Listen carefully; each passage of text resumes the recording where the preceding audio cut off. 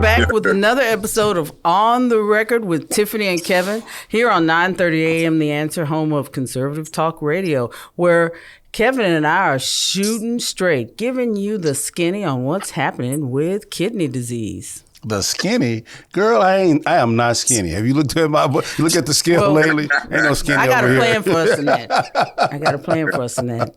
We do need to do something with ourselves. But we're here today with two of my favorite people. Of course, Reginald Ballard, star of stage, screen, television, and Jazrome, a comedian and kidney recipient.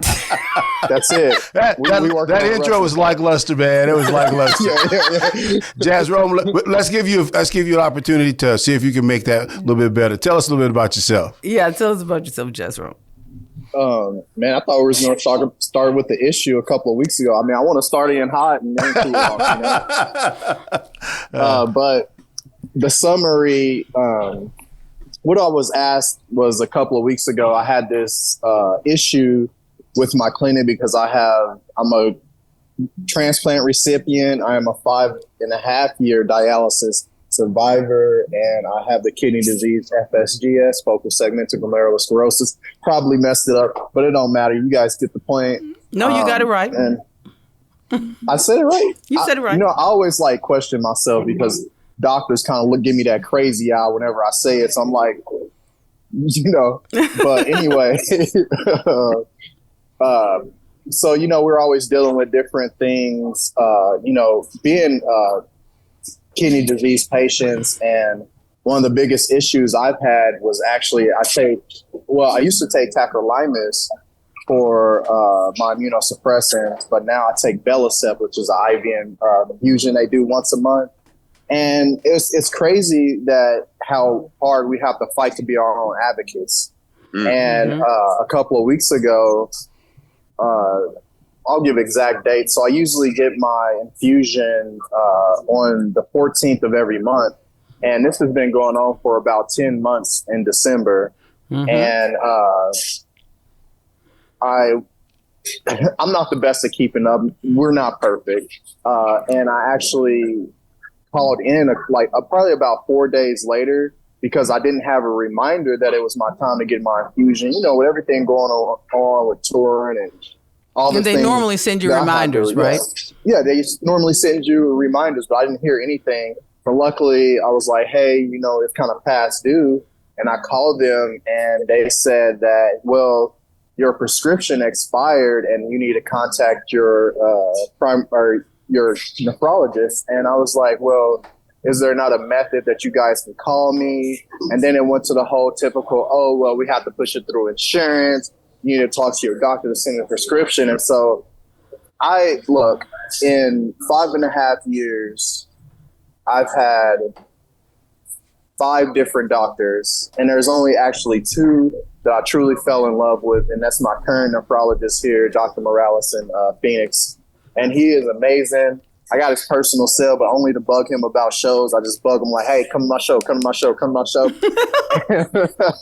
Never anything other than that. And we have a close relationship. So when he tells me something, I know he get his done. So the clinic ended up calling him, and they were like, pretty much the place that I get my infusion one said that, no, there wasn't an issue. And it was just like this whole runaround. And it's just crazy how hard we have to fight. Like, this is like, I could die if I don't have my immunosuppressions. Like, rejection, you know, what is it? It's so important that you take them on time, that you take them when they're supposed to be taken. So 4 days, one, you should have been reminded well in advance of the prescription expiring.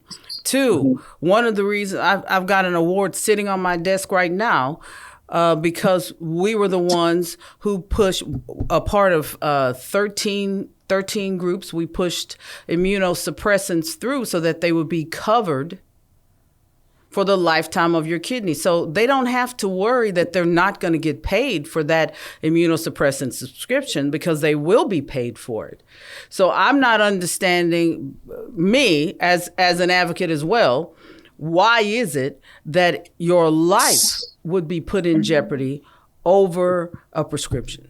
They know that you're supposed to take it not only each day, but you're supposed to take it on time. It's like time sensitive on top of needing to take it at whatever cadence you're taking it at.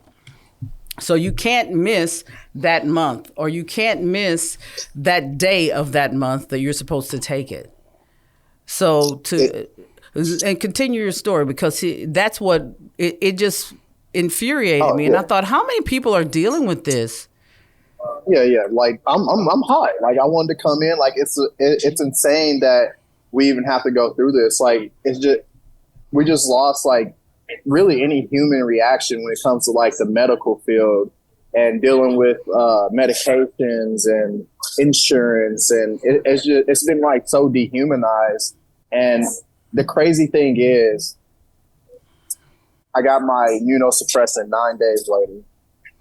Oh, and wow. Yes. Dude. And that's a huge risk. Yeah. Right. So what did your doc say? What did your nephrologist say? I mean, I told him about it, and he was just as confused as me. Like, he definitely fights for me, because it came up to the same issue this month, which is insane. I went in on the 14th or the 19th now, since my day got moved, since I was late. And I called them, and they're like, oh, well, we have to wait till your insurance push through. And I'm like, what is going on? But luckily, before that, and I went to go see my nephrologist, because I was so nervous about missing my immunosuppressants, which he said I was great. The beautiful blessing is, thank God, is I got a young kidney, about 20 years old, is a perfect match for me. And, that little guy's doing great. But your doctors, I believe doctors can override when your insurance stop covering it, a particular medicine, and they want to switch to something else. I think your doctor can, because they did that for me before. They overrode, did like an override and said, no, he need this one. And the insurance kicked back in and started paying for it again. Yeah. Sorry, I'm a note taker. Around that, what systems do you set in place? Like, Reg, I know, like when we were recording the show, like an hour later, I think we were doing it at 9. I think it was 8 your time or whatever. You have like that stopwatch. I mean, you're like, whoop, hey, stop! I gotta take medicine. Every 99, take mine at 99. But this was insulin that they had. They changed. Insurance stopped covering the Novolog. And said they had to do something else. So my doctor hit him up and said, no, he got to be on, I want him on this, because, I didn't want to change medications. But, but that was that, and they did some kind of doctors, called them and they got it back.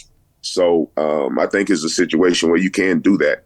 But yeah, I take my suppressants like at 99, like right after we get off of here. That's when I take my meds, Sometimes like last night, I forgot. Sometimes I'd be confused if I'm on the East Coast or the West Coast. So I know if I'm on the East Coast, I take it at 12 and 12, because that's 9 in LA.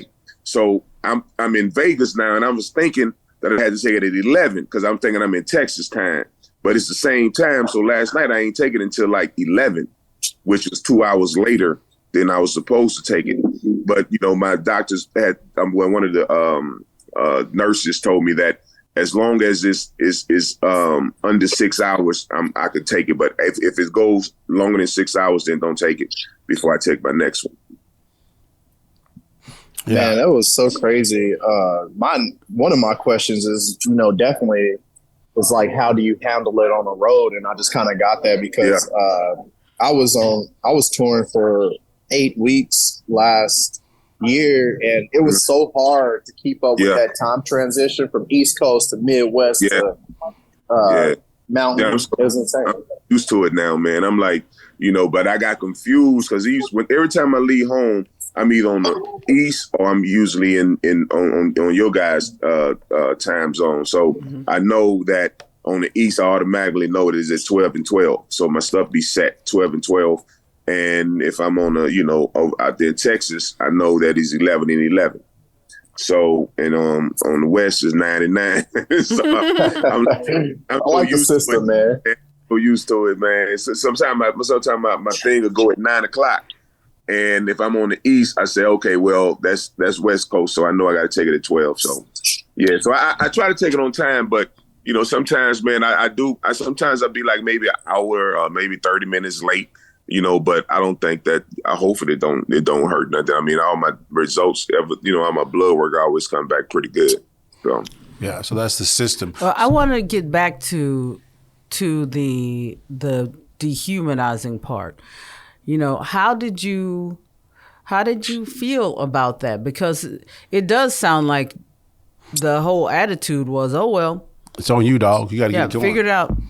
Yeah. I guess emotionally, I mean, we had that conversation immediately after, and I just kind of started processing it. But I mean, it sounds sad, but after years of being on dialysis, and I love my nursing staff, I love my doctors, I love anybody in the medical field out there. I always try to show so much love. But there's just people that aren't, dedicated to their cause. They're in it for like different reasons, and that's just a part of the game. Like we can't expect everybody to run like at a high frequency, and yeah. But we can expect people to honor humans and honor the work that they're doing. You don't have to be, they don't all have to be as fabulous as Dr. Morales. I know, I love that guy. And I have some great ones here too that I just absolutely adore. But they can treat people well and can follow up on things like when you're supposed to get everybody in the medical profession knows, especially those that are working in diagnostics and nephrology, specifically related to kidney disease. They know that your immunosuppressants are incredibly important. Even if they don't understand the time sensitivity of the immunosuppressants, they understand that if you miss them for 1 day, 2 days, 3 days, 4 days, that is problematic. And it's just bad customer service from my viewpoint. That's one of my one of the things that just drives me crazy is people who have bad customer service. And one of the things that drives me nuts with the medical profession is when you call in and you may not know the terms, right? I can never say Cystine C. I always say it wrong. I always say it wrong, right? But if I'm calling a place and that's what they do, I can't be the only person who said that word wrong, right? And so you kind of figure out like, oh, wait a minute, what outcome are you looking for? That's always where I start. Oh, you're looking for this outcome. Let me help you get there and just practice good customer service. Right, and I know right now there's a lot of excuse making, right, for people in the health professions where they say, oh, they've gone through this and they've gone through that, and there's all this stuff going on. Yeah, I understand that. But when you come to work and you're on the phone and you're trying to assist a patient who needs to get this medicine to sustain their life. We hear good customer what service. Kevin is saying is that doctors, we hear the excuse constantly that doctors and practitioners are overworked, that they are burnt out. And I understand that they're overworked and that they're burnt out. But patients are still at the center of their livelihood. And we have to work together. We're not coming in trying to ruin your life. We're actually the way that your businesses and practices and hospitals and subsequently the entire industry functions. It functions because we are what's paying into it. When we talk about the $120 billion a year that's spent on kidney disease, that means somebody's making $120 billion a year. And the $120 billion a year recipients would be in diagnostics, nephrology, and the related industry. So the least they can do is, since they are receiving $120 billion, the least they can do is show a little bit of compassion. Right. Exactly. And like, to answer your question, and it's a sad question, really. It's just I've been so abused by different medical professionals that I didn't really even think a second thought about it until you brought it up and we had that phone conversation. I was like, wow, this is. Because he was talking to me, really and I was wrong. like, what? No, that's not how that's supposed to go. Yeah. But also it's me, like I'm super passive. I'm probably like the most passive comedian ever. Even if I have hecklers, I'm like, no, bro, it's fine. Like come up here, it's your same time. Like, I don't need to finish my set. You go ahead and do it, That's how I am with like doctors. I'm just like, no, it's fine. Like if I go 9 days without my immunosuppressants, I'm sure if you ain't telling me it's fine. Like, I'm just very like no, you cannot be like that. Yeah, but there's that balance between being advocating. You were saying, Reggie? 9 days is way too long, Yeah. Yeah. It's crazy. And so I always say you have to self-advocate for yourself, right? And there's that balance between being belligerent, right? And just being, hey, who do I need to talk to? And then just doing follow-up calls and it's almost a demand. It is. It's being demanding. And you do it but you have to, because if you don't, it's not going to work for you. Here's an example. People, I guess we're kind of known for being the folks that get stuff done. So people call us from all over. And I got a call from this lady, lovely lady. And she was like, my son is 45. He's 6'6". In relatively good shape. He has a blood pressure problem. And so he went to the hospital, and the doctor said that he's going into renal failure. The doc said, I'll do everything I can to keep you off dialysis, and put him on dialysis in a week, but said he had 45 EGFR. Had 45% of his functioning of his kidneys. Yeah, which didn't make sense. But, right now in Texas, they're dealing with a large number of the people who should have gone into dialysis died during the pandemic. And so there's a, they're missing revenue, essentially, is what they're seeing us as. So this lady was like, I just feel like there's stuff happening here. My son is in worse shape than this person is saying, and his blood pressure, they're not getting it under control. They got to do something about this. And she's calling me, and I'm calling them, and I'm going, okay, ask him for his EGFR and his albumin creatinine, because that's a big discrepancy. 45. If he has and have them explain that to you. Yeah, have them explain it to you, and have them give you the. If they won't explain it to you, just have them give you the blood work. He just had it all done. Have them give you the blood work. And so I tell her that, and she calls him. And I'm calling her and following her. And he calls them as well. He calls her up and tells her, they put the son in the hospital again, and they're like, oh, the doctor, he has 20 of his colleagues go by the room, and they charge an incredible amount of money for it. And then still nothing. Still his blood pressure's out of whack. And so the mom is just... there's something wrong, and they refuse to give her the blood work. And they refuse to tell him. They refuse to give basic information and explain the complicated terms to them in a manner that they understand. Well, I talked to the son. The son is going through a terrible depression. He's terribly depressed. And anyway, long story long, I'm still calling him and checking up on the son. And I get a text from her yesterday. Her son died of a heart attack. Oh, wow. Died of a heart attack on Sunday. And she was just couldn't. Wow. Even. And this is the part that I have to catch myself, because I get advocacy. You have to advocate. Yeah. And that's why I was on you, not because of her son, because I didn't know he was what was going to happen with that, but because I've seen that over and over again. And I mean, it is heart-wrenching.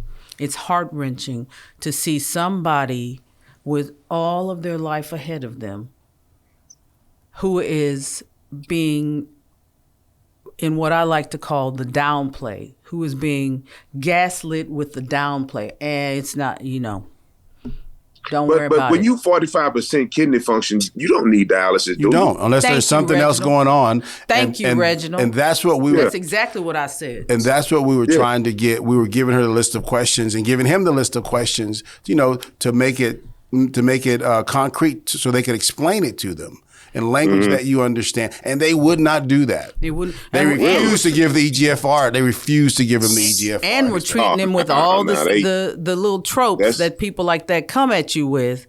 And I was just like, no, this guy being 6'6", are you You'll be able to kidding? sue somebody because of that. That's kind of like 100%. I mean, because I know every time I do my blood work, as soon as I get home, I get my blood work done to maybe 7 in the morning. By 9 o'clock, I go on my computer and all my results are right there. 2 hours later, man, I look at everything. And the doctor walked you through, but the physician walked you through each piece of the blood work and explained. I already know. Or somebody at their office. I know my stuff now. I know everything. I know I can look at everything. Everything I see red, I know I'm looking at is it high or low. All the other stuff that's black, I'm like, I might see 1 or 2 red spots in there. Okay, this is a little high right here. Mm-hmm. Yeah, but here's the part that drives me crazy, right? Is that okay? So as a patient, right, you're responsible. Okay, I'm responsible. I'm going to set up a process. I'm going to do the 99 if I'm on the west. I'm going to do the 11 if I'm in central, 12 12 if I'm on the east coast, right? So I got my process. I'm running my process, right? And so the expectation as a patient is that I'm supposed to somehow have expert knowledge and kind of see when this guy's BSing me. Yeah, well, I feel like this. And then who do I go to? Some of these folks yes, we do have responsibilities as patients in doing exactly what Reginald does, exactly what he does, which is keeping up with the time and keeping up with his piece of his health. Yes, you have that responsibility, but understanding what your blood work means, that is their job, and to act like, I've got to ask you to tell me what the blood work says. But then they're the only ones who can educate you. And then you get to refuse to tell me what my blood work says. Yeah, that's crazy. That to me is just. And then document that I was belligerent when I asked. Wow. Document that I was belligerent, and they weren't belligerent. I can tell you right now they weren't. But I had a doctor do that to me. And I was like, "Oh, you messing with the wrong girl because you can see belligerent, you can catch this smoke, but you didn't today." But here's the thing, right? Don't catch the smoke. But here's the thing, right? At first, sometimes I can get into the mindset, depending on what's going on, right? That they're doing black people like this, but we get calls from people. No, they do this to everybody. All over the place. We got a call about a month ago from a lady from Louisiana. Yep. And let me tell you, those doctors. White lady from Louisiana. They did catch the smoke with her. Boy, she was mad little Cajun. She was mad. I mean, doctors, that's their responsibility to let you know, because if somebody, this is hard for me to believe that somebody kidney function is 45%, and probably about 65% of the people walking around Earth right now got 45. Yeah, and a lot of people do. You're correct. When you talk about 1 in 3 are at risk for kidney disease, you got a lot of people that may be walking around with that a significant enough number that it would be impossible to put them all on dialysis. Most nephrologists wouldn't even consider putting somebody on dialysis at 45% kidney function. So, I have to ask the question, like, what was this person's, what was the justification for that? And that's if probably that's why the case, if maybe she heard wrong, maybe there was a language barrier or something like that. But there's definitely a failure in communication to communicate at the minimum in concrete terms. And I don't accept the excuse that, oh, it's just so complicated you can't understand. Then you need to get a simplified way of demonstrating it to me. Or my favorite gaslighting excuse that comes out is, I didn't want to upset you, Reginald. I just didn't want to. Like you're a snowflake, right? That's the like thing. really? Okay, so tell me what it is. So when you're throwing out these tropes at black people, we angry and pissed off. So what is it? Am I so fragile that I can't take being told some information, or am I so crazy that I'm gonna punch you in the face if I'm told some information? Or the reverse of that, right? And so on that is like, that tell me what I need to know. I'm so trailer park, or I'm so white trash that I won't understand. Mm-hmm. Exactly. Those are the tropes. They go right there with those tropes. Straight there with just they go right there, and they do it to every single. We talk to black people, it's a problem. We talk to white people, it's a problem. Louisiana lady was mad. They got them for Asian people. They got something for everybody. but here's the deal, right? So the other day, someone was asking me, like, what's the purpose of the Texas Kidney Foundation? And I say this: our purpose is to have a patient-centric view of this. Yeah, we love the doctors. Knowledge we don't want to do a French Revolution and burn everything down, right? We want to improve what's there, and simply to ask for basic customer service. Yeah, thank you. AT&T gives you basic customer service, and we're talking about a phone. And we're talking about a phone, right? It is not irrational to ask for basic customer service.